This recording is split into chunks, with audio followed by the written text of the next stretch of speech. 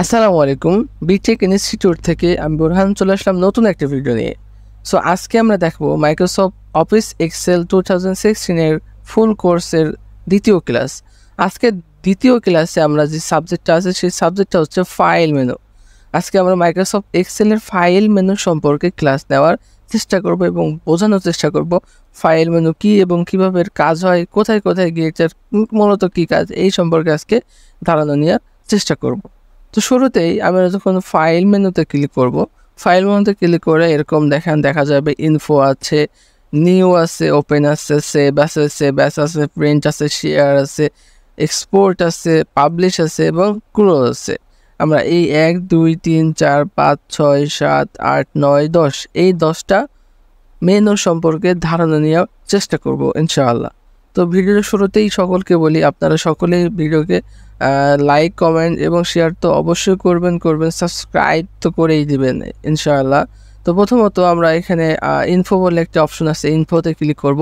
ইনফোতে click করলে যেটা হবে সেটা হচ্ছে যে প্রথমে আছে কি প্রোটেক্ট ওয়ার্কবুক, তো inspect workbook, manage workbook, browser view option.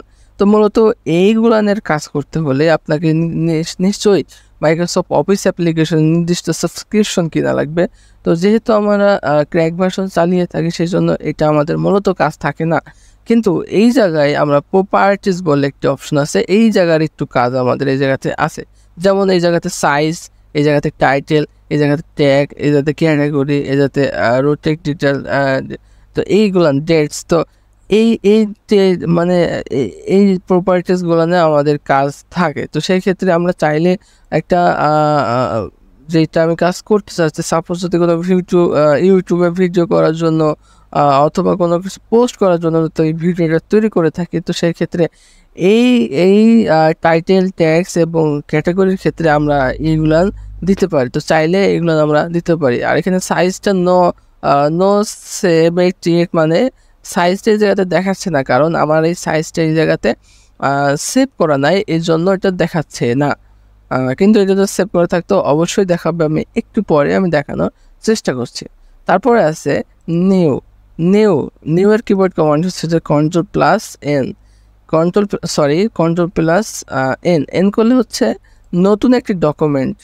New এর কাজ হচ্ছে যে নিউ একটি ওয়ার্কবুক, অথবা এই জায়গাতে বিজনেসে ক্লিক করেন, নিউ একটি ট্যাম্পলেট, যে কোনো আপনি ট্যাম্পলেট এই জায়গাতে নিতে পারেন, অথবা এই জায়গাতে গিয়ে আপনি পার্সোনাল কোনো ট্যাম্পলেট নিতে পারেন। নিউ থেকে যেটা হবে সেটা হলো যে রেডিমেড কোনো ট্যাম্পলেট অথবা নতুন একটি ওয়ার্কবুক যদি নিতে চান, সেই ক্ষেত্রে কন্ট্রোল+N চাপবেন, তাহলে নতুন একটি ডকুমেন্ট হয়ে যাবে যা এই জায়গাতে ট্যাব আকারে থাকবে। তো ঠিক আছে, তো নিউ এর কাজ হচ্ছে যে এটা। তারপর আসছে দেখেন ওপেনের কাজ কি? ওপেনের কিবোর্ড কমান্ড হচ্ছে কন্ট্রোল+O, তাহলে এই জায়গাতে পিএস ক্লিক করে কন্ট্রোল+O ওপেনের কাজ হচ্ছে যে মনে করি আমি একটি ফাইল সেভ করে রেখেছি। সাপোজ আমি একটা ফাইল সেভ করে রাখছি, এই ফাইলটাকে আজকে সেভ করে রাখছি, আগামী কালকে ওই ফাইলটাকে আমি পুনরায় নিয়ে এসে এটাকে আমি আবার কাজ করতে চাচ্ছি। তো সেই ক্ষেত্রে কি করব? তো সেই ক্ষেত্রে ওপেনে যাব, ওপেনে কন্ট্রোল+O, তাহলে ওপেনে চলে আসবো। এই যে started this week, last week, older, মানে বোঝা যাচ্ছে এই জায়গাতে রিসেন্টলি যেটা থাকবে, এই রিসেন্টলি গিয়ে এই জায়গাতে যে ফাইলগুলো আমার মূলত এই জায়গাতে আমরা করে রাখছি এর আগে, তো সেই ফাইলগুলো সুন্দরভাবে শো করবে। ওকে, একটু খেয়াল করি এই জায়গাতে বলছে ওয়ান ড্রাইভ পার্সোনাল, এটা আমরা একটু খেয়াল করি, ইউনিক বোরহান @gmail.com, এই ড্রাইভে আমরা চাইলে এটা সেভ করে রাখতে পারি। তারপরে দিস পিসি এবং ব্রাউজ, তো দিস পিসিতে আমরা একটু খেয়াল করবো দিস পিসিটা কি।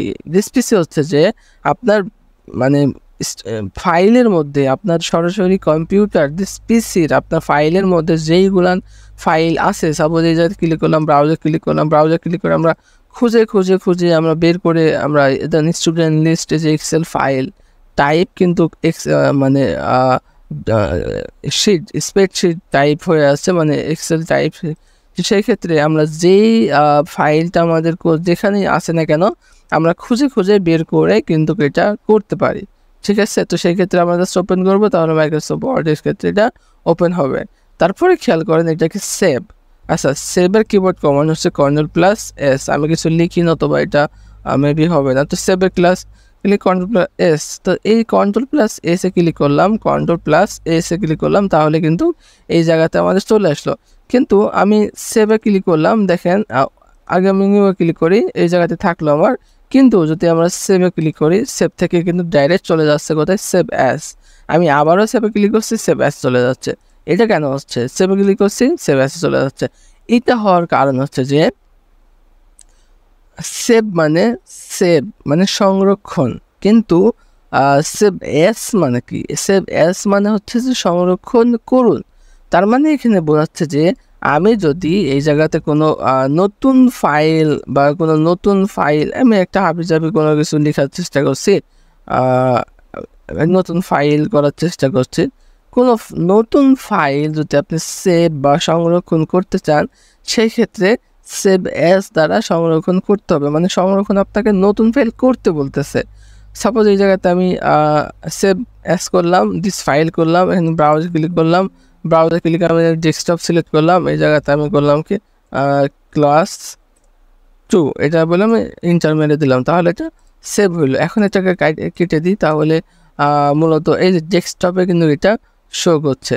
ওকে, এই যে আমি একটু এখান থেকে পেন টুল দিয়ে আমি একটু দেখানোর চেষ্টা করছি। এই যে ক্লাস 2 নামে এটা সেভ করেছে। তো এটাকে যদি আমরা ডবল ক্লিক করি, তাহলে কিন্তু মাইক্রোসফট এক্সেলে কিন্তু এটা পরিণত মানে ওপেন হবে। তো মনে করি এটা আমি গতকালকে এটা সেভ করে গেছি, এখন আমি এটা সেভ করে কেটে গেলাম, আজকে অফিসে এসেছি। তো অফিসে এসে এটা আমি আবার ওপেন করলাম, ওপেন করে এখন জাস্ট আমি এই জায়গাতে কাজ করলাম। এই জায়গাতে কাজ করে সাপোজ এই জায়গাতে আমি আরও কিছু কাজ করলাম, যেটা আমি একাধিক কাজ আমার যদি করা লাগে আমি করলাম। ওকে, তো সেক্ষেত্রে একটা প্রফেশনাল কাজ করার ক্ষেত্রে এটাই ব্যবহৃত হয়। এখন আমি এটা সাপোজ কাজ করলাম, কাজ করে এইবার যদি আমি করি কি, ফাইলে গিয়ে যদি সেভে ক্লিক করি, তাহলে দেখেন আমার কিন্তু সেভটা হয়ে যাচ্ছে। আমাদের কিন্তু ডাইরেক্ট এই জায়গাতে সেভ অ্যাসে নিয়ে চলে যাচ্ছে না। তার মানে কি বোঝাচ্ছে যে নতুন কোনো ফাইল যদি আপনারা সংরক্ষণ করতে চান, সেই ক্ষেত্রে অবশ্যই সেভ অ্যাস কাজ করবে।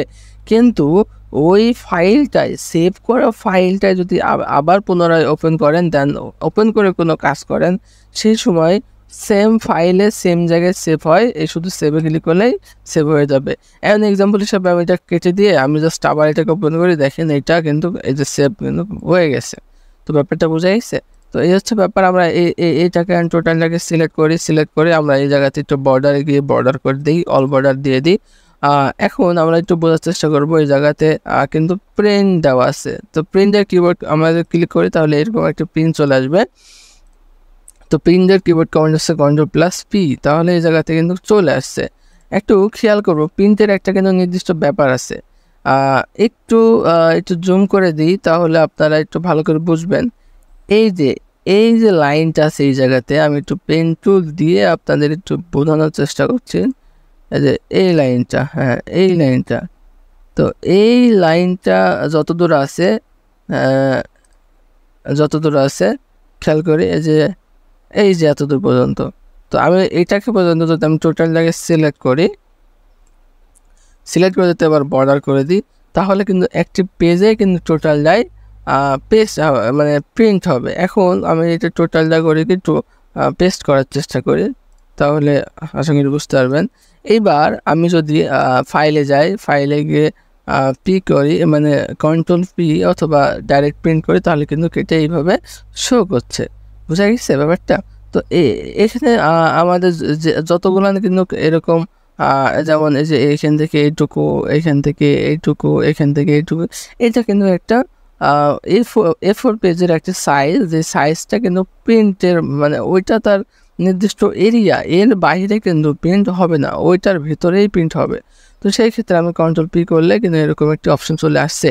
এখন আমরা প্রিন্ট সেটিংস বলে একটা অপশন আছে, সেটা একটু বোঝার চেষ্টা করি।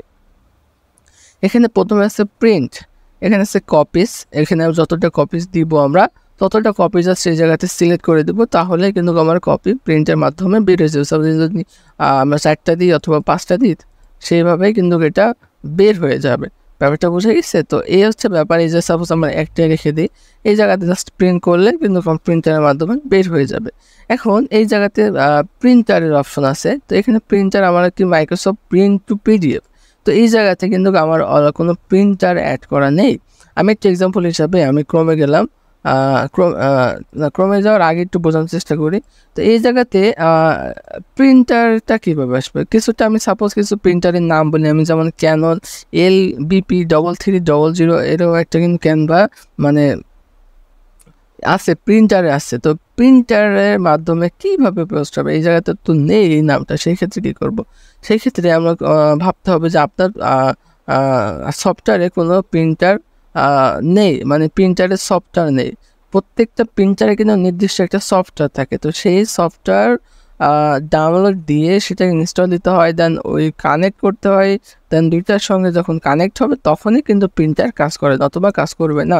আমি এক্সাম্পল হিসেবে যদি আমি যাতে ক্যানন লিখি, ক্যানন ক্যানন LBP3300 একটা ড্রাইভার লিখে সার্চ দিই, তাহলে এরকম একটি উইন্ডোজ 64 বিট একটি সফটওয়্যার আসবে। এই যে সাপোজ এই জায়গায় শুধু ডাউনলোড করতে বলছে, এই জায়গাতে অবশ্যই জাস্ট ডাউনলোড করে দেবেন। ডাউনলোড করে দিলে একটা সফটওয়্যার ডাউনলোড হবে, ওইটাকে ইনস্টল করে দেবেন। ইনস্টল করার পরে মাইক্রোসফট এই এক্সেল এসে এই জায়গাতে এসে আপনাকে করতে হবে কি, সরাসরি প্রিন্টারের যে পাওয়ার কেবল আছে, প্রিন্টারের ডাটা কেবল আছে, তো প্রিন্ট কেবল আছে, তো ওইটার সঙ্গে কম্পিউটার অথবা ল্যাপটপ সংযোগ দিলে কিন্তু এই জায়গাতে সেই প্রিন্টারের নামটা চলে আসবে। তখন আপনি এই জায়গাতে প্রিন্টারের নাম দিয়ে জাস্ট আপনি সিলেক্ট করে দেবেন, তাহলেই মূলত এই জায়গা থেকে আপনারা হয়ে যাবে প্রিন্টারের মাধ্যমে প্রিন্ট। ওকে, তারপরে কি আছে দেখেন সেটিং। তো সেটিংসের ব্যাপারে একটু বোঝার চেষ্টা করি। এই জায়গাতে বলছে প্রিন্ট অ্যাক্টিভ শিট। তো এই জায়গাতে এই জায়গাতে প্রিন্ট অ্যাক্টিভ শিট বলতে বোঝাচ্ছে এই জায়গাতে পেজেসের ব্যাপারটা হচ্ছে, পেজ এখানে একাধিক পেজ কিন্তু হতে পারে। এখানে মাত্র একটি পেজ আছে, কিন্তু এই জায়গাতে আরও 10টি পেজ হতে পারে। সাপোজ একটি 100টি পেজের এক্সেলের পেজের থেকে আপনাকে বলা হলো যে নির্দিষ্ট একটি পেজ মানে প্রিন্ট করতে হবে। তো সেই ক্ষেত্রে কী করবেন, সেই ক্ষেত্রে এই যেখানে পেজেস বলে একটা অপশন আছে, অথবা এই জায়গাতে গিয়ে এই যে প্রিন্ট সেকশন ডাইরেক্ট আপনি এই জায়গাতে করবেন কি, সাপোজ 1 অথবা 2 প্রিন্ট করবেন, সেক্ষেত্রে 1 করে দেন, এই জায়গাতে 2 করে দেন, তাহলে এই 1 এবং 2 আপনার নাম্বার পেজে শুধু প্রিন্ট হবে, তাছাড়া প্রিন্ট হবে না। আমার মনে করেন 10টি একটি আমার শিটের মধ্যে 10টি পেজ আছে, 10টি পেজ থেকে প্রথম 5টি পেজ বাদ দিতে হবে এবং বাকি 5টি পেজ বাকি যে 5টা পেজ থাকবে সেই 5টা পেজ আমার প্রিন্ট করতে হবে। তো সেই ক্ষেত্রে করবো কি, সেই ক্ষেত্রে হবে কি 6 2 এই জায়গাতে 10, বাকি যেই 6টা আছে সেইটাই কিন্তু এই জায়গাতে প্রিন্ট হবে, বাকিগুলো কিন্তু প্রিন্ট হবে না। তো ব্যাপারটা বোঝা গেছে। তো এই কাজটা একটু আপনাদের বুঝে নিতে হবে। এই জায়গাতে কালেক্টেডের কাজ কি, কালেক্টেডের কাজ এবং আনকালেক্টেডের কাজ এই জায়গাতে উল্লেখ করতে হবে আমাদের। কালেক্টেডের কাজ হচ্ছে যে, একটু খেয়াল করি এই জায়গাতে একটু নিচে কী লেখা আছে 1 2 3 1 2 3 1 2 3। তো এইটার কাজ মূলত হচ্ছে যে, আপনি যদি সাপোজ এই জায়গাতে 10টি পেজ থাকে, 10টি পেজ আপনি 5টি কপি বের করতেছেন, তাহলে 5 10 50টা পেজ লাগবে। তাহলে 50টা পেজ ঢোকানোর পরে এখন যদি আপনি কালেক্টেড করে দেন, তাহলে হবে কি, তাহলে হবে যে এই 10টি পেজ এখানে যেহেতু 5টি কপি বের হবে, তাহলে তো 5বার বের হবে 10টি পেজ, তাই না? তো সেই ক্ষেত্রে যদি কালেক্টেড করে দেন, সেক্ষেত্রে এই যে পেজটা আছে সিরিয়াল মেনটেন করে 1 2 3 4 5 6 7 8 9 10 এক কপি বের হয়ে যাবে। দেন পরে আবার 1 2 3 4 5 6 7 8 9 10 এরকম সিরিয়াল মেনটেন করে আপনার কপি বের হয়ে যাবে। কিন্তু আনকালেক্টেড যদি করে দেন, সেই ক্ষেত্রে দেখেন একটু 1 1 1 2 2 2 3 3 3 এই জায়গাতে একটু বোঝার ব্যাপার আছে। সেটা হলো যে, আপনার যদি 10টা পেজ থাকে কিন্তু কপি আছে মাত্র মানে 5টা কপি আপনি প্রিন্ট করতে চান, সেই ক্ষেত্রে প্রথম যে নাম্বার আছে মানে প্রথম যে পেজ আছে এই পেজটা 5বার বের হবে, 2 নাম্বার যে পেজ আছে সেটা 5বার বের হবে, 3 নাম্বার পেজ আছে সেটা মানে 5বার বের হবে।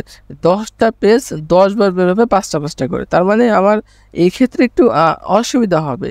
আপনার কপি চাচ্ছেন আপনি একটা, বাট আলাদা আলাদা প্রিন্ট হচ্ছে, সেক্ষেত্রে আপনার কিন্তু প্রবলেম, সেখানে 111 এর প্রিন্ট হবে, 222 এভাবে প্রিন্ট হবে। তো সেক্ষেত্রে সিরিয়াল মেনটেন করার জন্য সবসময় আপনি কালেক্টেডটা করে দেবেন, ঠিক আছে। এই জায়গাতে প্রোটেক্ট ওরিয়েন্টেশন, এইটার কাজ কি? প্রোটেক্ট ওরিয়েন্টেশনের কাজ হচ্ছে যে এই জায়গাতে দুইটা থাকবে, মানে ওরিয়েন্টেশন দুই প্রকার, একটা হচ্ছে প্রোটেক্ট, একটা হচ্ছে ল্যান্ডস্কেপ। যখন আমি এই পেজটাকে যদি আমরা লম্বা আকারে রাখতে চাই, কিছুটা আমাদের আউটপুট যেটা দেখতে পাচ্ছি, তাহলে আমরা সবসময় প্রোটেক্ট মোডে রেখে দেবো। এবং এই পেজটাকে যদি আমরা ওরিয়েন্টেশন মোডে রাখতে চাই, সেই ক্ষেত্রে এটা পাতাল হয়ে যাবে। ব্যাপারটা হচ্ছে আউটপুটে কিন্তু আমরা দেখতে পাচ্ছি কি ব্যাপারটা কেমন হবে। তো সবসময় এটা আমরা প্রোটেক্ট মোড এবং ল্যান্ডস্কেপ মোড, ওরিয়েন্টেশন দুই প্রকার, একটা হচ্ছে প্রোটেক্ট, একটা হচ্ছে ল্যান্ডস্কেপ। তো আমরা এটা এক্সেলের ক্ষেত্রে আমরা প্রোটেক্ট মোডে এটা রেখে দিলাম, ওকে। তারপরে খেয়াল করি এই জায়গাতে পেজ যা লেআউটের কাজ, এই জায়গাতে letter laser A3, A4, A5, B4, B5 আছে। তো আমরা এখন প্রিন্ট করব কোন পেজে? তো এখন আমরা প্রিন্ট করতে চাই যে A4 পেজে, তো বা A3 পেজে বা A5 পেজে। তো সেই ক্ষেত্রে যদি A4 যদি আমি প্রিন্ট করতে চাই, তাহলে A4 আমরা সিলেক্ট করে দেবো, তাহলে A4টা হয়ে যাবে, ওকে। যে পেজটা আমার দরকার সেই পেজটার মাধ্যমে এটা কিন্তু আমরা করতে পারি, ওকে। তো এই জায়গাতে নর্মাল পেজের ব্যাপারটা আছে, সরি মার্জিন, নর্মাল মার্জিন। তো এই জায়গাতে আমরা চাইলে ন্যারো অথবা উইড বা যেটা এসছে সেইটা মার্জিন আমরা দিতে, মার্জিন মানে চারিদিকে একটি স্পেস, তো সেইটা আমরা এই জায়গা থেকে দিতে পারি। তো এইটার কাজ হচ্ছে যে ফিট শিট ওয়ান পেজ, মানে এই যে এখানে একাধিক কিন্তু পেজ বা শিট বা তথ্য থাকতে পারে। তো সেই ক্ষেত্রে তথ্য থাকার সময় আমরা যদি চাই যে এটাকে কিভাবে সেভ করব বা কিভাবে একটি পেজের মধ্যে করতে হবে, তো সেক্ষেত্রে ফিট শিট অন পেজ, তারপরে fit all columns on page, বা fit all row and on page. তো চাইলে আমরা সকল রোটা এখানে একটি পেজের, মানে এখানে তোমার পেজ ছোট, যদি লাইন বা কলাম বেশি হয়, এই জায়গাতে চাই যে সব পেজ একটি, মানে সব কলাম একটি পেজের মধ্যে আমি ফিট করতে চাই, সেই ক্ষেত্রে এই জায়গাতে বলছে fit all columns on page. তারপর বলছে সব রো যদি একটি পেজে করতে চাই, কি বলছে fit all row on page. তো সেক্ষেত্রে এটা করলে আমার এই কাজগুলো কিন্তু হয়ে যাবে। আরেকটু বোঝার চেষ্টা করি এই জায়গাতে সেভ করার ব্যাপারটা, আরেকটু বোঝার চেষ্টা করি। আমরা বলেছিলাম সেভ করলে কিন্তু এই জায়গাতে ইনফোটা বোঝা যাবে, সেভ যেহেতু আমরা করে রাখছি, সেই ক্ষেত্রে এই জায়গাতে কিন্তু এই সাইজটা কিন্তু এই জায়গাতে শো করছে। এখানে ওপেনে ক্লিক করি, যেহেতু এই যে এই ক্লাস টুডে আজকে সেভ করেছি কি টুডে ক্লাস 2, এইটা কিন্তু আজকে আমরা সেভ করে রাখছি। তো এইটা এখন চাইলে কিন্তু আমরা ওপেন করতে পারি এই ওপেনের মাধ্যমে। তার মানে ওপেন কি, যে যেহেতু এটা গতকালকে সেভ করে রাখছি, ওইটা আবার পুনরায় ওপেন করাকে ওপেন বলা হয়। এই যে সেভে যাই, সেভে আবারও আমরা ব্রাউজে যাই, ব্রাউজে গিয়ে এই জায়গাতে বলছে যে ফাইল নেম, এখন ডেস্কটপ সিলেক্ট করলাম, ডেস্কটপ সিলেক্ট করে এই জায়গাতে আমি ফাইল নেম ক্লাস 2 এবং সেভ অ্যাজ টাইপ, এই জায়গাতে বলছে এক্সেল ওয়ার্কবুক কি টাইপে আপনি সেভ করবেন। তো এই জায়গাতে যদি আমি ক্লিক করি, তাহলে অনেকগুলো টাইপ এই জায়গাতে কিন্তু আছে, এক্সেল, তারপর এক্সএমএক্স ডেট, এই জায়গাতে ওয়েব পেজ, এক্সেল টেমপ্লেট। এখানে কিন্তু আমরা যেই সাইজ, এখানে পিডিএফ, এই যে পিডিএফ, এক্সেল, এক্সএমএম ডকুমেন্ট, আমি যেটাই আমার দরকার হবে না কেন সেই টাইপে কিন্তু আমরা এই জায়গা থেকে সেভ করতে পারি। তো এক্সেলের সফট কপি বলতে এক্সেল ওয়ার্কবুক হিসাবে এটা সেভ হয়, কিন্তু যদি আপনারা পিডিএফ করতে চান, সেক্ষেত্রে পিডিএফ সিলেক্ট করবেন, তাহলে কিন্তু এটা পিডিএফ হয়ে যাবে। ব্যাপারটা বোঝা গেছে? তো এই হচ্ছে ব্যাপার। তারপরে প্রিন্টের পরে আছে শেয়ার। তো শেয়ার হচ্ছে যে আপনি এই ফাইলটা আপনি জিমেলের মাধ্যমে অথবা আপনি মাইক্রোসফট অফিস অ্যাপ্লিকেশনে যেই নির্দিষ্ট ওয়েবসাইট আছে সেটার মাধ্যমে কিন্তু আপনি শেয়ার করতে পারেন। সাপোজ আপনি এটা মেইলে ক্লিক করেন, সেন্ড টু অ্যাসেন্ট, তো এই জায়গাতে ক্লিক করলে একটা নির্দিষ্ট আসবে। তো আমি একটু বোঝানোর চেষ্টা করি এই কাজগুলান। তারপরে এই জায়গাতে আছে দেখেন এক্সপোর্টের কাজ হচ্ছে যে একটু আগে যে আমি শেখাইলাম সেভের ব্যাপারটা, এক্সপোর্টটাও কিছুটা সেভের মতন। আপনি ক্রিয়েট পিডিএফ বা এক্সপিএস ডকুমেন্ট হিসাবে আপনি এটাকে ক্রিয়েট করবেন। জাস্ট এই জায়গাতে টাইপ চেঞ্জ ফাইল টাইপ, আপনি যদি টাইপ করতে চান তাহলে এটা হয়ে যাবে। কিছুটা যা আমরা এই ফাইলে গিয়ে আমরা সেভে গিয়ে যে এখানে যেগুলো শিখাইলাম, তো এইটা হচ্ছে ওই জায়গাতে শর্টকাট দিয়ে আছে। এবং পাবলিশের যে ব্যাপারটা আছে এইটা হচ্ছে যে বলছে যে যেমন ইউজ পাওয়ার বিআই, বলছে ইউজ পাওয়ার বিআই to create share and organize risk virtual report and dashboard and data in Power BI will automatically refresh with updates to your workbook. মানে পাবলিশ টু পাওয়ার বিআই এটা হচ্ছে যে মাইক্রোসফট অফিস অ্যাপ্লিকেশনের নির্দিষ্ট একটি ওয়েবসাইট, যেখানে আপনি আপনার যে ডাটা কালেক্ট করছেন সেটা আপনি পোস্ট অথবা শেয়ার করতে পারেন, মানে পাবলিশ করতে পারেন। রিচ হবে, আপনার লাইক ফলোয়ার হবে, তো সেই ক্ষেত্রে এগুলো আপনারা করতে পারেন। তো এখানে শেয়ার এবং পাবলিশের যে কাজটা আমি এখানে বোঝানোর চেষ্টা করেছি সেটা হলো যে মাইক্রোসফট ওয়ার্ড অফিস মানে মাইক্রোসফট অফিস এক্সেলের যেই অফিসিয়াল যে সাবস্ক্রিপশন সেটা যদি আপনি কিনে রাখেন, সেটার দাম নির্দিষ্ট একটা প্রাইস থাকে, তো সাবস্ক্রিপশন যদি আপনি কিনে রাখেন তাহলে অবশ্যই কিন্তু এটা আপনি করতে পারবেন। কিন্তু আমরা কিন্তু একটা ক্র্যাক ভার্সন চালাই, এই জন্য কিন্তু এটা দেখাচ্ছে না। ওকে, তো জাস্ট এই জায়গাতে আপনি যদি ক্লোজ করে দেন তাহলে অ্যাকাউন্টটা আপনার টোটাল ক্লোজ হয়ে যাবে। কিন্তু অ্যাকাউন্ট এবং অপশন এটা ডাইরেক্ট অফিস অ্যাপ্লিকেশন কাজ, এটা আপনাদের কোনো কাজে লাগে না। তো সেই ক্ষেত্রে যদি এখানে লাস্টে যদি ক্লোজে ক্লিক করেন তাহলে ক্লোজে ক্লিক করলে হবে কি যে আপনার ডাইরেক্ট এই জায়গাতে টোটালটা কেটে যাবে। তো এই জায়গায় যদি আমি সেভ করতে চাই, মানে এই ক্রসের কাজটা করবে, মানে এই যে এই ক্লোজের কাজ এই ক্রসের কাজটা করবে। তো ব্যাপারটা বুঝে গেছে। তো এই হচ্ছে ব্যাপার। আমরা আজকের ক্লাসে দেখাতে চেয়েছিলাম ফাইল মেনু। তো ফাইল মেনু সম্পর্কে আমরা ধারণা দেওয়ার চেষ্টা করছি। তো আপনারা যদি বুঝে থাকেন অবশ্যই কমেন্টসে জানাবেন যে ভিডিওটা কেমন হয়েছে, এবং লাইক শেয়ার অবশ্যই করবেন। ভিডিও ভালো লাগে থাকলে অবশ্যই সাবস্ক্রাইব করে দেবেন যেন আমাদের ভিডিও সবসময় আপনাদের সামনে যায়। ইনশাল্লাহ আমরা ভালো কিছু ভিডিও দেব, আশা করছি সবাই ভালো কিছু শিখতে পারবেন। সাথে থাকুন, ধন্যবাদ।